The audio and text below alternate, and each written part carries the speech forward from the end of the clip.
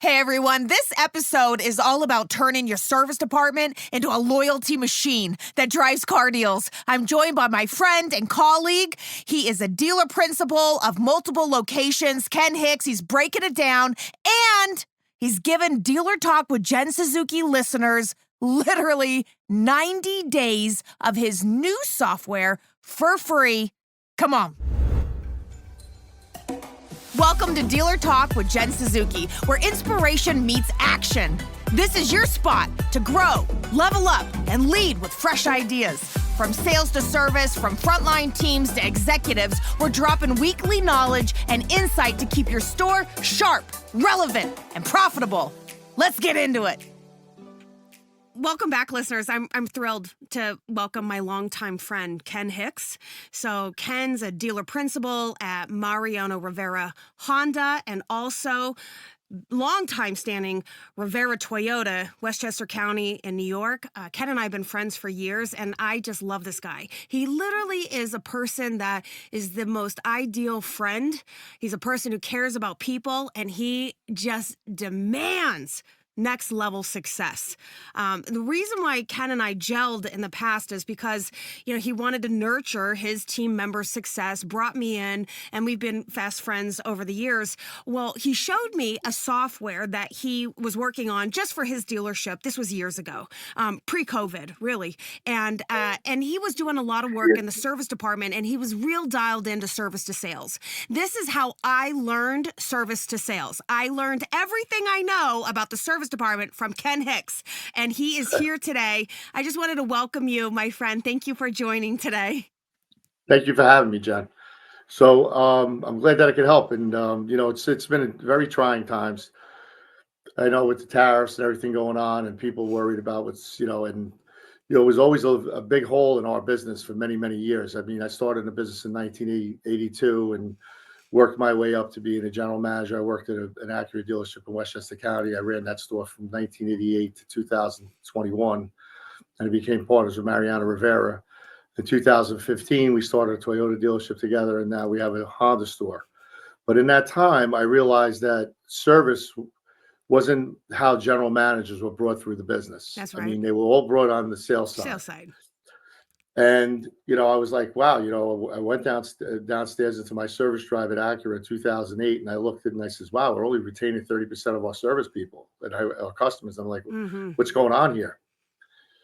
So I'm an accountability freak, and I just said, let's try to tie in a service advisor to a sales team. And everybody had a team, and we started to work. And I call the tool Retention 360 now, is because everybody in the store works together, whether it's parts, service, sales, used cars. We're all one team because it's one customer. That's right.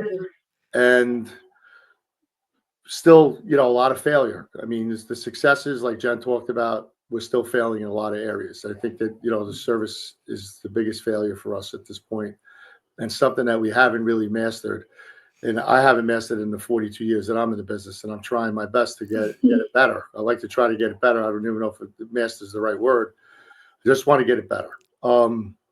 Being a Toyota dealership, Toyota also recognized, the number one car manufacturer in the world recognized that, hey, we have a service problem. So they came out with complimentary services. So they give you 5 complimentary services, and and they're only redeeming 40% of it. So I'm saying, well, how's that happening?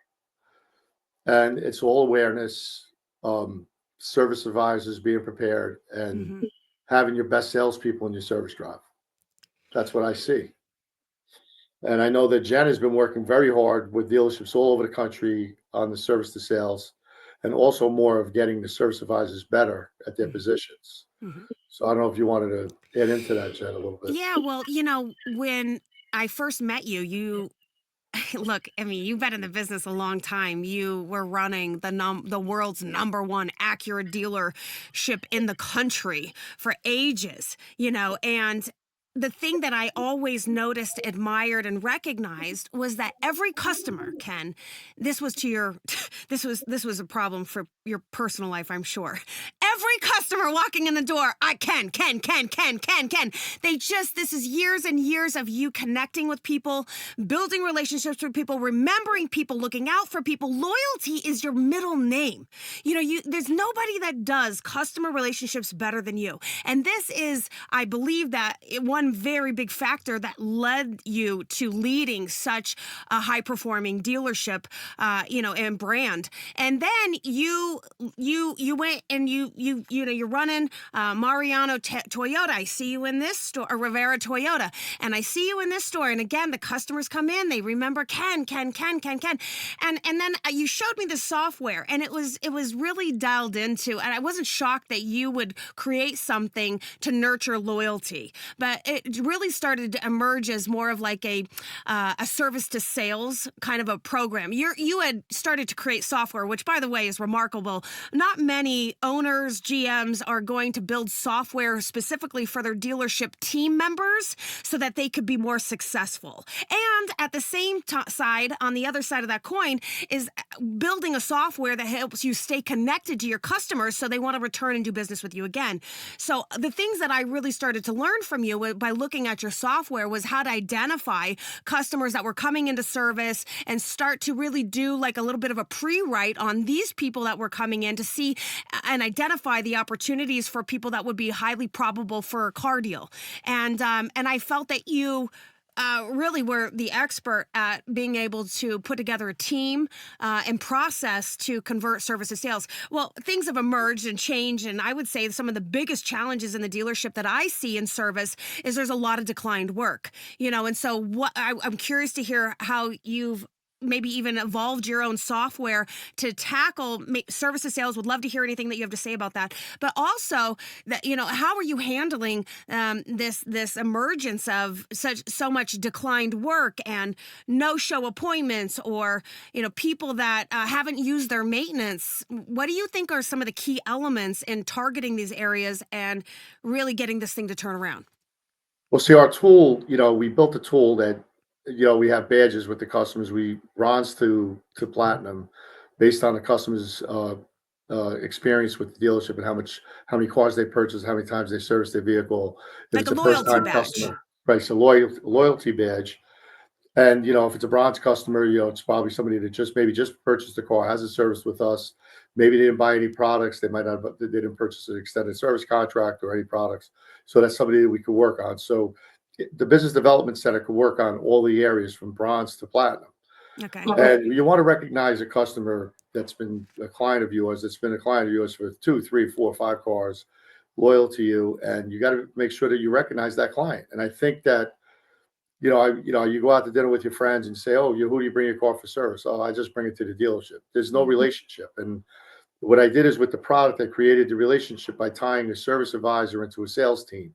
Okay. So now the service advisor is recognized as their salesperson in service, and the preparation has to be there. So for Jennifer Suzuki is a platinum client. She's on her third Toyota with us. And she's been a loyal service customer. I want to make sure that she gets all the benefits, the car wash, the loaner car. Make sure she gets the phone call in advance. "Jen, I'm going to see you on Wednesday. This is Ken Hicks, your service advisor. I just want to make sure that we were all set. I have your car ready. I'm going to have a certified technician take a look at your car, make sure you're safe to drive through the spring." And that's a nice phone call to get on a Tuesday for a Friday service appointment. Not just walk into the service department, not know that you're there, not have your car ready, come back to pick up your car, it's filthy dirty.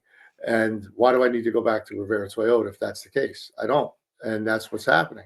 So whether it's complimentary or not, if they're redeeming 40% of the complimentary, people don't care about that. They want the service. They want to get treated special. I got you. And I think that the training of what you're doing now is so needed in the automobile industry, that service advisors were never salespeople. They were never prepared for their customer. They never had to pursue a customer. They never called up Jennifer Suzuki and said, "Jennifer, your appointment's Wednesday. Just want to confirm we're all set." You didn't get an email from them. You didn't get a phone call or a text. Those things weren't happening. And we've tried everything, whether it's AI, whether it's, automated AI services to make the appointment, whether it's having every tool in the world. You still have to have that interaction with the client, and we weren't getting there. And everything was shifting over to the secondary service facilities, the Midakes, the Midas, the Pep Boys, the Jiffy Lubes, and they've been kicking the crap out of dealers for years. I've yet to hear a service advisor say, "Now I've been working on this training. I've been working on this training piece for a while," and I've never seen a service advisor say, "Jennifer, we're using authorized Toyota brakes. They're warranted by Toyota. They're made for the fit and finish of the vehicle. They've spent so many billions of dollars over the years on research and development to make sure your car is safe to drive." So with all of these things that we're now implementing into the store, that's the reason why you want to service with us. But that was never discussed before. So I think that these are the things. So it's like a crawl, walk, run stage. But that's the biggest failure in every dealership I see in the United States is not having the relationship with the customer after the purchase. You're going to see a service advisor between 4 and 10 times, depending on how long you keep a car, maybe even longer if you like to keep it for a long period of time. If you're leasing a car, it's going to be between 4 and 6 times. And you have to have that relationship. And if you don't, there's no reason for you to come back to that dealership or deal with that dealership ever again. And that's why you lose that client. They go elsewhere. But if that client is satisfied with the service advisor and they got all the things that they were asking for, they're not buying another car. They're not going to get anything but a Toyota for the rest of their life because people want to get treated certain. They don't have time to shop around. They want to have that warm and fuzzy feeling. And that's what I've been working on with Retention 360. The declined opportunities that you just talked about. Decline opportunities is one-to-one at this point. I mean, dealerships that are, let's say their fixed operations is $300,000 between customer pay and warranty and internal, they have $300,000 in declined opportunities. The service advisor is not negotiating. They're not going to the manager. They're not getting a second TO. Those things aren't happening. They're going, okay, you need brakes, tires, filters, and the customer says not today. They go, okay, and the customer leaves. That wasn't TO'd or alerted to that service of, let me see if we can work on the price. And I know that all the 20 groups that we go to, and you've been a veteran of 20 for the NADA forever.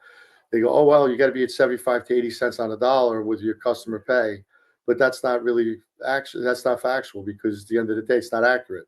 Because if you have 300,000 of decline work, if you can get that work back at 50 cents on the dollar, you would take it. And so that number is not really accurate because they're not factoring in the declined opportunities in that number, which is something that I've been working on for a year and a half to 2 years now. Is really focused on decline work, no show service appointments, complimentary services. Those are things that you have to work on because it's so much money. Yeah, I couldn't agree with you more. Dollars. Yeah, I couldn't agree with you more. The thing is that you're trying to figure out. I have such an echo. Why do I have such an echo? You're trying to figure out. Um, it's so weird. We have this echo. I've never heard this echo before. Hear it, but Are you wearing earbuds? yes. He is. Yeah, it's so weird. Ivan Chavez, call Liam on 807. Oh, that's just his phone. But Let me just tell them that page.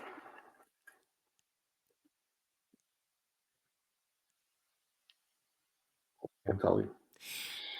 Calling Liam, tell him. Yes. Ken, when you hear me talking, are you getting an echo? Not at all. Okay, How about when I talk? It's corrected now. Okay. So, Let me just tell him not the page.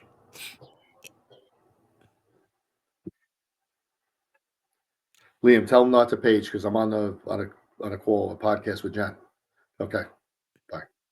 Okay. Sorry, I think it's actually working. For some reason, it's working. It's not. Okay. Is it me? I don't. Is it coming from my side? So he's saying, could you go into your settings and turn on the echo cancellation? That in the StreamYard. Yeah. So.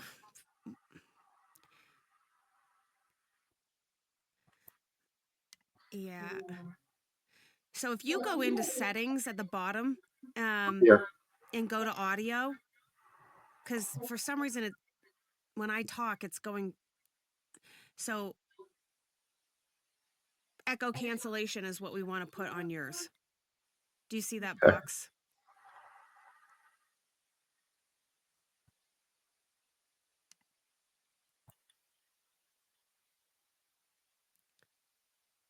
Are you on a computer? Yeah, I'm on the computer now. Yeah. I'm looking down. It says, He sounds good now. Okay, well, let's keep going.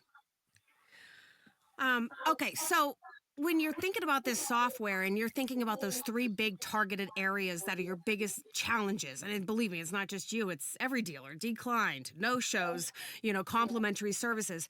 So what do you do to correct it? You know what I mean? Like, I've seen you work on this software, and if you're targeting these areas, what is it going to do? What does it do now for the dealership, for the customer? How are you getting your arms around this thing?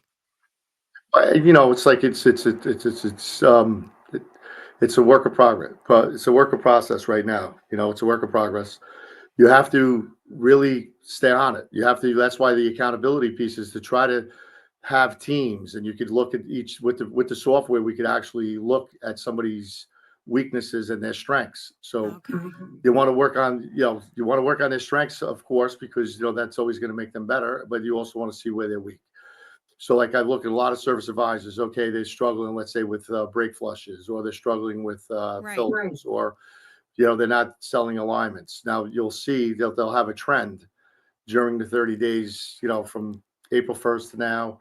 Hey, by the way, they had 30, declined opportunities on brake flush. Okay, if everybody's trending that way, then we know that maybe it's the price. Hey, we're charging too much. Hey, it's not worth $249. Nobody's paying for it. Okay, maybe we have to drop that down to $199, or come up with a number where people are going to pay for it, because they're not. If I see somebody's just struggling in that area, it's just one person, then they're not selling it correctly. So there's a lot of different things, and that's the good part about the tool, because then you could send that report card out to the trainer. It's like, and then the trainers could come in and actually work with each individual advisor on their weaknesses and their strengths. And it's like I always say, it's like, I talk to them every day, but they'll listen to Jennifer Suzuki in 5 minutes before they'll listen to me, right? It's like trying to, coach one of your kids in a sport. They'll listen to the coach, they won't listen to their parents. So it's, that's how I look at it here. It's like, I've been pounding the drum for the longest time. We're getting better, but we have so much room for improvement. Decline work this month, we recaptured probably 15% of it. I'm trying to get that to 30 or 40. And I think that, with that said, maybe we can eventually get to 50. We're probably pulling, 30 to 35 cars a month out of the service drive, which I like to get to 50, because now the vehicle, everybody gets paid. The service advisor gets paid. The salesman gets paid. The BDC team gets paid. Everybody likes that. And, it keeps everybody together. So that's the thing. It's everybody's working for the same goal, keeping that one customer happy. And the greatest thing about pulling a customer out of your service drive is that the car, it's been on the lift, you know what it needs. You're going to be able to price that car correctly. The customer's been doing business with you, and it's really that service advisor that's going to make that happen for you, because they're the person that's in front of that customer 5, 6, 7 times, and they're pushing them over the edge to get a new car. Hey, don't spend that $3,000 today. It's kind of time for you to think about getting another car. And we know the records of the vehicle, so we can sell it as a pre-owned to someone else and know that we're selling them a car that's safe, that's been serviced, and now you got 2 happy clients instead of 1, right? So those are the things that I've been working on. So not just now, but even in the past, I've watched you really accelerate with service to sales. And can you tell us a little about, like, just some of your best practices, some things that you're doing that have helped you capture consistent sales out of the service department? Like, can you share some of your tips or your processes and things that maybe, look, everybody does it differently, and I like what you just said, and it really triggered the thought. You're like, look, we ensure that the salespeople are working with the service advisors. That's one of the biggest fails. It's one of the biggest problems. A lot of times they're working against each other. So how you got them to come together through software is pretty remarkable. Number one. Now you've had to encourage your service advisors through incentives or pay plans or process to actually have that thought. because they're not thinking about the salespeople when they have a $3,000 ticket. They're thinking about, how do I sell that ticket? And so I, I I can't paid even, them on that. yeah, I paid tell them me. on that. So what we do is, you never want to take any work away from a service advisor. So the No, of service course not. advisor, it's a triple play for them. So they get the new car internal, they'll get the used car internal, and we give them $100 bird dog for the first car, and we go up to $500 depending if they get 5 cars. We'll give them up to 500. We run different specials for advisors because we can control the trade. Hmm. So we can, as we're paying that service advisor, we can control the trade, and the trade basically pays all that, pays the service advisor, the BDC department. We take all that money out of the trade-in, and they're very happy because now they're getting a new car internal, they're getting the certified pre-owned internal, and they're getting a bird dog for flipping the customer. And what I notice is that when the BDC team does the phone calls, it's not like, hi, Mr. Suzuki, I just want to call you. This is Ken Hicks. I'm a business development consultant for Rivera Toyota. I just want to let you know you're in equity. A lot of customers don't even know what equity means, right? Right. They don't know. What do you mean by that? Well, your car's worth more than what you owe, or it's instead of saying, hi, Mr. Suzuki, I just want to let you know that I see that you have your car here 3 years. Just want to thank you so much for servicing your car. I see that you're servicing your car with Liam Tully, one of our service advisors, and I see that this is your third vehicle, and I see that you keep this car great. You've been in 12 times. You spent $2,500 to keep this car in tip-top condition. And because you've done this, we'd like to talk to you about maybe a complimentary appraisal to see if we can put you into a newer car. I also noticed that you like to move your car out every 3 years. I see that you got a new car in 2020. You got one in 23, and now it's 22, and now it's 25, and maybe it's time for us to think about getting another car for you. So with that said, it's a different conversation with the customer or the client. Wow, that person really knew a lot about me. They knew I had 3 cars. They knew what I spent in service. They knew I was a platinum client, and that these are your benefits. So it's not just that, you know, phone call where they're just What if I get rid of your saying the payment? same type of Your thing. payment. Right. Yes. And that, like you said, and that's what hurts them is that,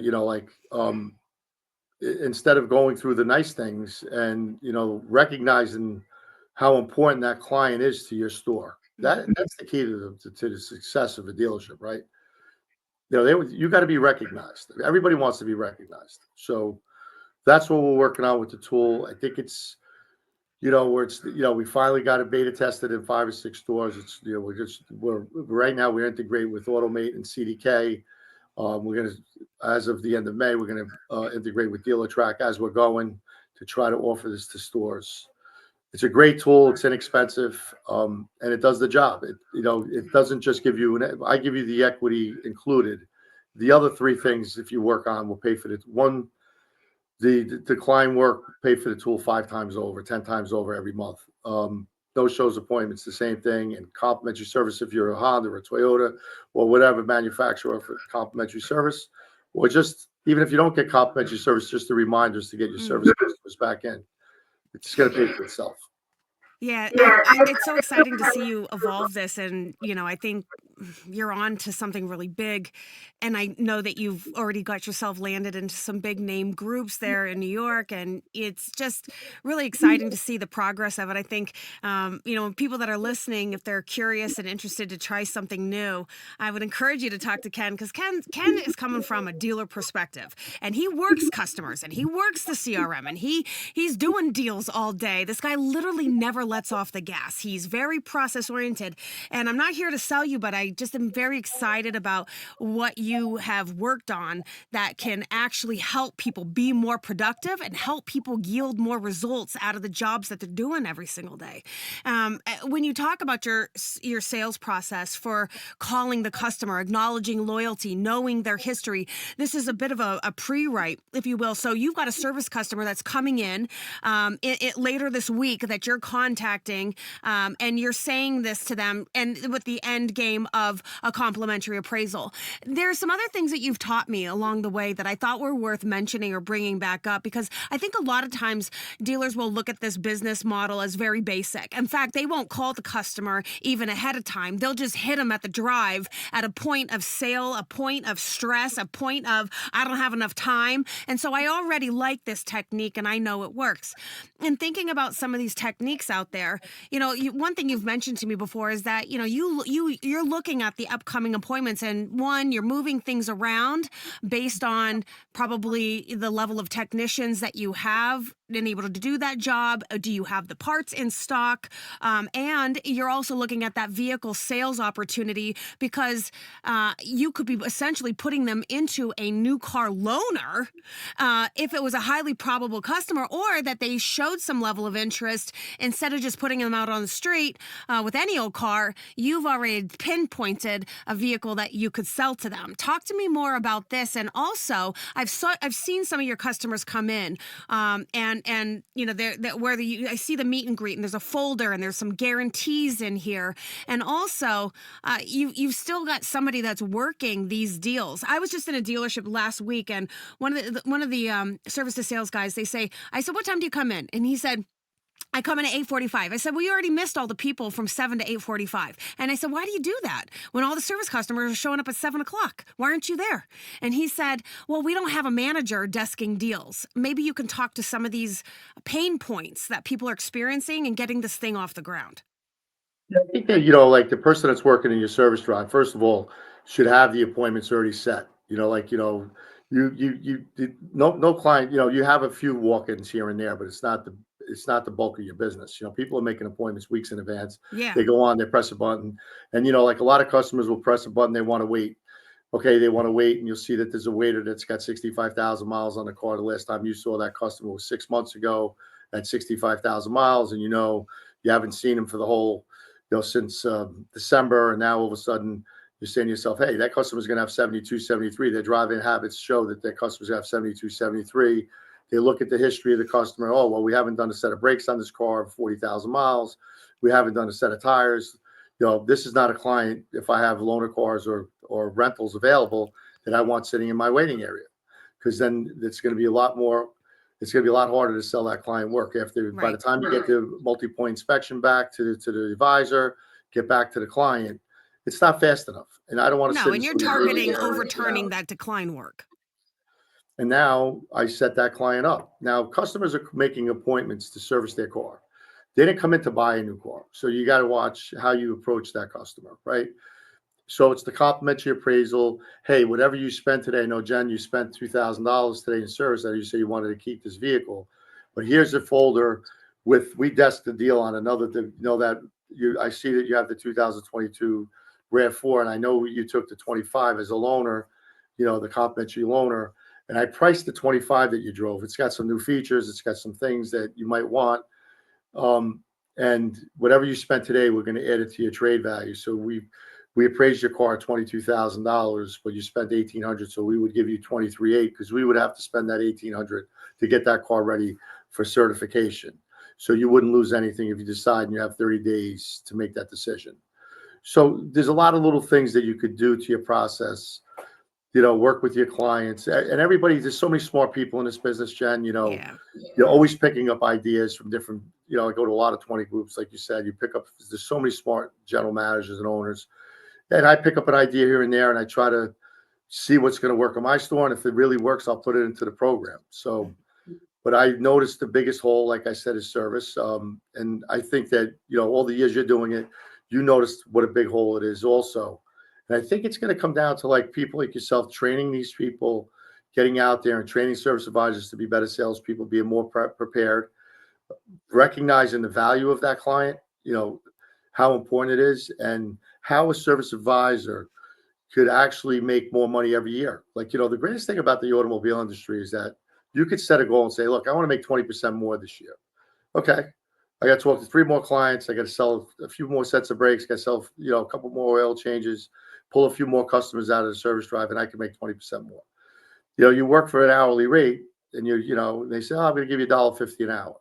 The greatest about this industry is that it's commission, and you can control your own destiny. And that's what I love about this automobile industry is that if we focused on it, we make more money and we're going to pay you more money and your customers are going to be happy. And I think that's what I strive to do every day is to try to keep my clients happy, my employees happy, and try to be happy myself. Right. That's the whole goal. Yeah. Well, I've always admired how you think ahead. You are not just like a dealer, but you're literally a problem solver. And that's what you continue to dial into here. I can always sense your passion and your interest in, you know, getting more, because you're it's not just you, but it's the team that you lead. You see the capabilities in people. And if you could provide a tool that makes their lives a little bit easier and it makes them perform more efficiently, and it makes it easier for them to actually say, I should be making 20% more this year, and here's how I'm going to do it. And you show them the road to get there. For me, we Well, just I know don't see enough people that we get that talked heavily about involved. tips of the day, and I know that you started your own software, also a subscription about having tips of the day for service advisors. So, I just moved somebody into a service manager position, and I spoke to her today, Stephanie Dragoli, and she goes, Jennifer Suzuki says that she trains service advisors. I says, I know, she does. She goes, I like to hire, because we have her subscription now, and I make sure that the advisors listen to Jennifer at least once or twice a week. And I go, that's big because it's somebody else giving you a tip. Oh, that's great. That's going to help me make more money. Or that's going Yeah. to make my customers happier. So, like you said, it's just those little things that you need to do. Like having you in front of my people once or twice a week, whether it's, a podcast or, a reminder, keeps them focused. Right. And like you said, it's somebody else, somebody else talking to them besides the service manager or, the general manager, myself. Yeah. It's a different voice, and we're saying the same things, but you're We all know how penetrating it them more than works. we are. Yes, I that's always true. say to people, I'm like, okay, listen, everything I say is all the same things you've been saying for years, your whole life. And I'm going to come in and say the same thing a different way. And they're going to think I am a miracle maker. Right, and you are. So the thing is, because if the success and they feel it, like that was a great thing that she said to me today, is that she's excited about having you part of, that people are actually paying attention, and that's what we need, right? So, Yeah. Yeah. and Well, you're constantly trying to drive next level success. right. No, nobody wants to go out of business. We're not in a nonprofit. So nurturing people and providing them the tools to do their job and do it well is all the equation for having a top performing organization with top performing people. Yeah, like even with my product, like if somebody was an automate dealer or a CDK store, I would put this in their store at no charge if they're listening to your show. Okay. And I would give them 90 days. If they didn't like it, and I would even send the Wow. trainers out. And if they didn't like it, then I'll just take it out. But I know that that's how confident it is that after they get it in the store, that it's not just a service to sales process. It's something that they need. Yeah. And I'm not worried about it. That's why I would do it complimentary for the first 90 days Well, if you've used somebody's it in your interested. stores. You've got it in some big name stores there locally. Yeah, thank you for offering that to them. That's a really big give Yeah, for I anybody mean, because listening. You get it's takeaways, something you down the get road. I free. really feel, yeah, I feel that they'll never get rid of it after they use it because what happens with a lot of these different products, not to bring up different names, I'll just use ABC or whatever. You know, it's the performance manager that's behind it. It's the report card. It's the subscription. It's the training. All that stuff keeps the tool working, right? Yeah. A tool's a tool, but without the people behind it and not getting those report cards and seeing where you could help other people get better or seeing where somebody's just not for that position, you want to be able to correct it, right? So Mhm. like, and that's what we're here to do. So we're trying to make it better. Well, So I really appreciate you giving us thank some you, Jen. I appreciate takeaways. you. I know that Yeah. we spent a good half hour talking about this, but like I said, you need me. I'm here for you, and I thank you for having me. You've always been a really dear friend of mine, and I know you work very, very hard at your business, and you switch gears, you're doing whatever the industry needs, and it's great. And I love you, and I wish you the best of everything. And thanks for having me. Yeah, thank you so much for being here, and thanks for your friendship and your leadership, and seriously, like even an innovator in our industry. Thank you, Jen. You have a great day. Thanks everyone for listening to Dealer Talk with Jen Suzuki. Don't forget, my weekly live classes are designed to keep your team fired up, skilled up, and focused on results. Subscribe right now at edealersolutions.com.